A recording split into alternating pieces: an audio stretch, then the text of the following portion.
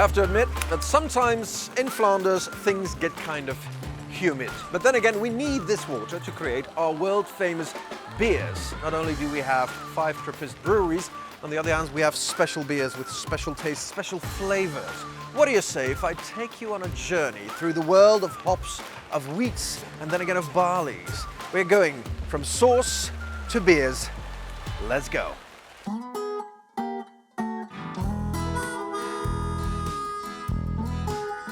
And here we are in the region near Poperinge, where since the 14th century already they've been growing these hops. Have a look at these.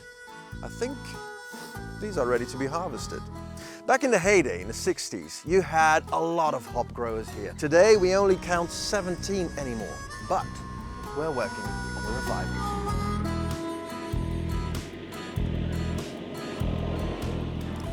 So Joris, all this around us is yours. Yes, I've been growing hops. Well, I took over the farm from my father in '93. He was a hop grower. My grandfather was a hop grower, and my great-grandfather, and probably a few more generations. We don't count anymore. So tell me, what is about Poperinge and hop growers?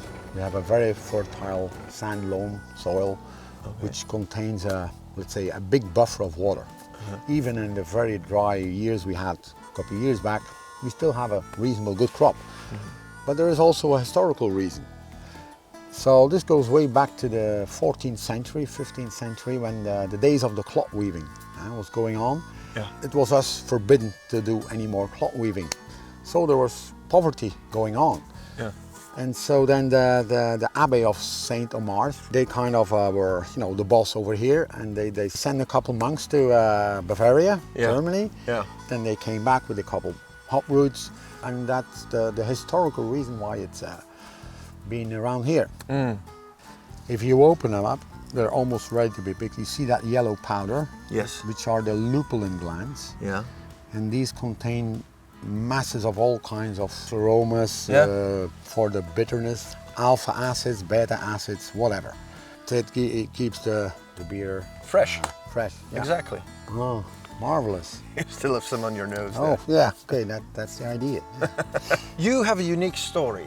Yeah, I'm the only organic hop farmer around here since 25 years. And there are, let's say, 30 or something in the whole world. And the demand for organic hops is really growing. And I'm always short on hops. So not only do you grow your own hops, you want to implement it in beer as well, because that's the whole point. So we really started that just about 10 years ago now, in 2011. Brewing my beer with my own hops in a brewery on the farm. Yes.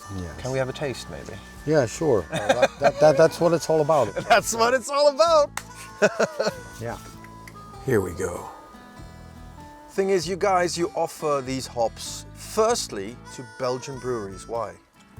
Instead of just, you know, exporting all around, more taking care of local colleague brewers. Doesn't make any sense that I send up 200 kilograms of hops to the United States.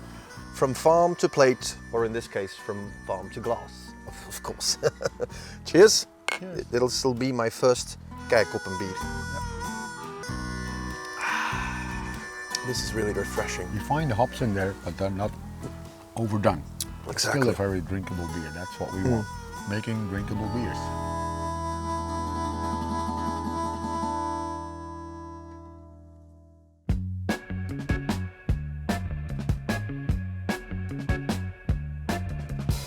So, what's this? What are we looking at? You can see the brew house, the cool ship at the top, the old horizontal fermenters, now replaced by the cylindrical vessels, in which we are doing our fermentation now, and the old kiln.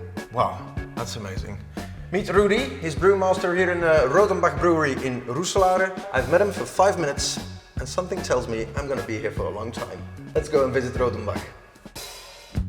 Here you can see the old brew house, built as a steam brew house in 1864, replaced another older brew house that dated from 1821. You can actually see where they stopped building and then they continued constructing. So this is all founded by the family Rodenbach. Great. Back That's in the right. day. That's right. Yeah. All right, excellent. From the beginning it was a malting brewing plant, and here you can see an old malt kiln, built in 1864. This is amazing. So this is like your oven, is that it? It is a kiln where you dry your green malt, your green barley, and they dry it on a temperature between 80 and 105 degrees. So It's a little bit burnt, is that it? yeah, slightly burnt, slightly caramelized. So that gives the red color to our beer. This is quite nice, actually. No, also sweet. Yeah, it's very sweet. Here you can go inside. So this is where they made the fire. So you don't want smoke to go into the barley or the malt, because then you would get a peated or more smoky. And yeah, and this is what they don't want to have. Exactly. So cokes, very important. Cokes, yeah. All right. Well, you need to be flexible when visiting Rodenbach. Yeah. And not too tall. And not too tall. And not have a bad back as well. So this is an old steam kettle. Ancient. That's what the feeling I get here, you know. So now I will show you something that makes Rodenbach so world famous. Let's have a look. Wow. This makes me feel like, I don't know, Charlie and the Chocolate Factory. Or maybe Benny Bonka and the Beer Factory. How many liters go into one of these foeders? 65,000 liters or 650 hectoliters, because brewers always count in hectoliters. I've visited many wineries in my life, and this is exactly the smell that you get there. It's the smell of oak. Yeah, but also the smell of beer in maceration. Yes, of course. Oh wow. Here you can And see here you it. can see the inner side of a vat. So this is what you guys are known for. This is our second secret. We look for the taste of our wild yeast culture, who is at the inner side of our vats. And so when we start up a vat, we pump in the vat a starter from another vat, the best culture we have, and then we fill it up with young beer. So we try to make our beer every time better and better. This is the result of centuries of perfectionism. The proof of the pudding is in the eating. Exactly. Straight from the vats. This is going to be an experience. This is a fruit beer on wood, an exceptional brew that we aged here in cellar number 3. I can see red. Yeah, So it's you red have a fruit. brown beer with red fruits, such as sour cherries So cherries, raspberries, and cranberries. and cranberries. The key is an early middle age preservation method of beer before the use of hops. This is the key and the spirit of Rodenbach. Exactly. And that's your USP, of course. That's This is what our makes you USP. unique. And therefore we need these wooden vats. Yeah. Therefore we need the colored molds. Therefore we need our yeast culture, who is inside the wooden vats. That makes our product so unique. Excellent. Rudy, thank you so much. Cheers. It was a pleasure to have you here.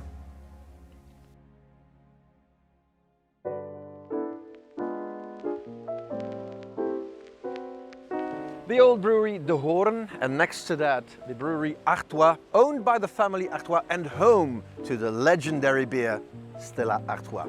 Now, when it comes to beers, we Belgians, we do know a few things about brewing and tasting and so on.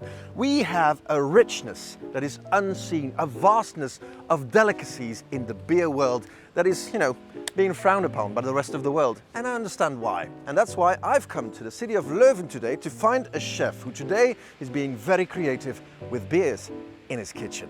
Let's get acquainted with Gastrobar Hop.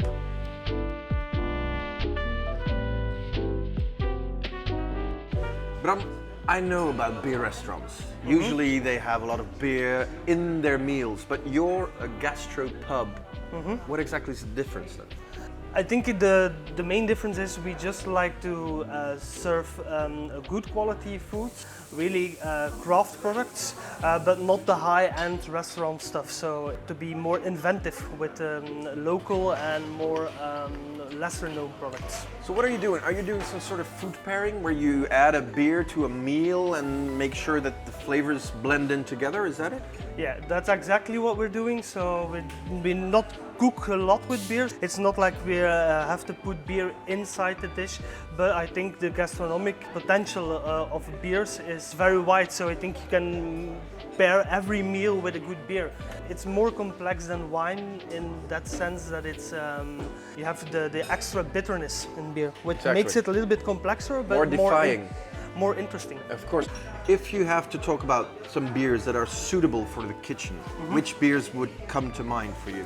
If you talk about terroir, I think the best example is the Zenne Valley. So you have all the local produced geuzes. Some have more acidity, some are a little bit more mellow. For instance, like Driefonteinen, they use a lot of local grown cherries, sour cherries and raspberries. So I think the terroir is very much there in the beers, even if you look to the hops. So we have still some hop farmers in Belgium. It's also culture, it's knowledge, it's yeah. Exactly. So what do we have here? Well, those are just examples of my favorite beer styles. So if you start with Geuze, this is a very young one, so the very much apple sourness and Fermentation on the bottle. yes, re-fermentation on the bottle, and Geuze is always a blend of 3 different years of beer. So Lambic, yeah. it's really a blended beer. It's a long and old tradition, Yeah. which is also a very old tradition, and I think very interesting gastronomically is saisons. In the winter they brewed a simple beer, and what they had to do, because it was not like very hygienic, they brewed it. They put in a lot of hops. Yeah. So you have a typical bitterness, a light sourness, and always very herbal. And then finally, Yeah, maybe my favorite kind of beer. So it's old brown beer. So it's traditionally brewed in the south of East and West Flanders. yes. It's also a barrel-aged beer with lots of sourness. Lovely.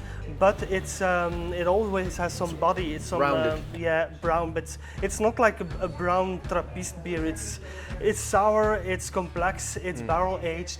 And this one, for example, has been on some grapes. Yeah.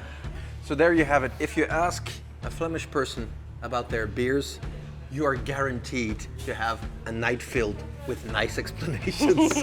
Anyway, what are we going to be cooking today? My garden was full of these, so those are actually wild hops. Wow. We put a little bit of the young hops inside the pancakes, All right. which are herbs pancakes, and then we're gonna marinate some haddock with beer. So Normally when you pour a beer glass, you hold the glass like this, not with Geuze. You don't do No. that with Geuze. You just not pour necessary. it like that. This is history in a glass. This beer has been brewed in Belgium for over centuries. What you're tasting is medieval even. Voilà, hop rolls with beer marinated haddock and a cream of fresh cottage cheese with beer. What you do is you reinterpret traditional kitchen, or you use the elements from nostalgic flavors and you do something creative with it. Is that it? Yeah, the menu is always evolving, and we don't do a traditional beer kitchen, but I think there's some nostalgia in the pancakes, and also we try to use beer in a different way. Chef, santé, Smakelijk. smakelijk. Original, tasteful, and full of history and heritage. That's what you get here in Flanders. Cheers.